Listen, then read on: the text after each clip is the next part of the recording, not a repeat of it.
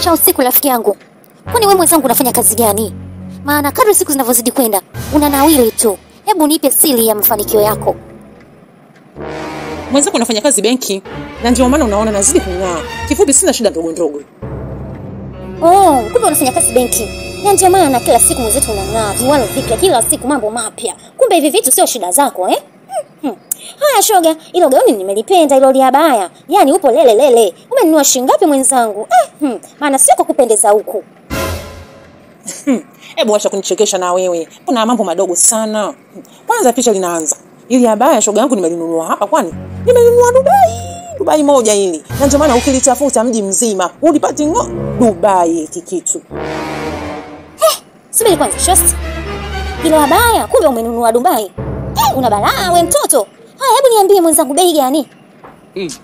Yaani shosti, unafikiri hata bei kubwa? Si hata bei kubwa.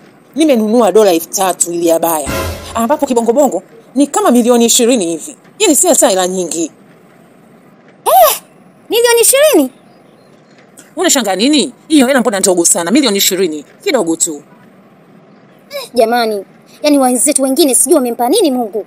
Kila kitu chao kinaenda vizuri. Wanapata mihela tu. Hivi kweli milioni 20 ya kununua abaya? Wakati mimi nakula maisha yangu yote. Ongera shosti. Siku nyingine ukienda Dubai, ile tena mimi basi hata milioni 1 tu shoga yangu nitakushukuru. Hilo tu. Usijali. Tena nitakuletea abaya la milioni 5. Wewe, mambo si ndio haya bwana.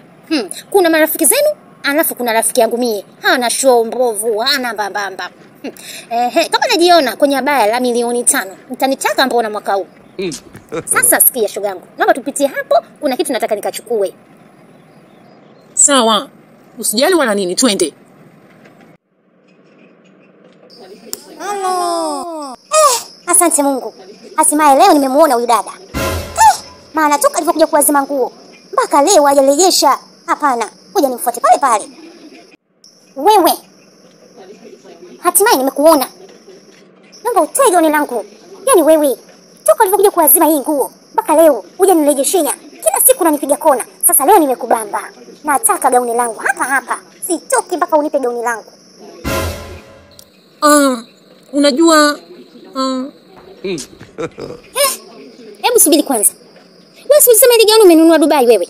Na ukasema sasa unafanya kazi benki? Hizi hela sio shida zako. Sasa hizi stories zinatokea wapi?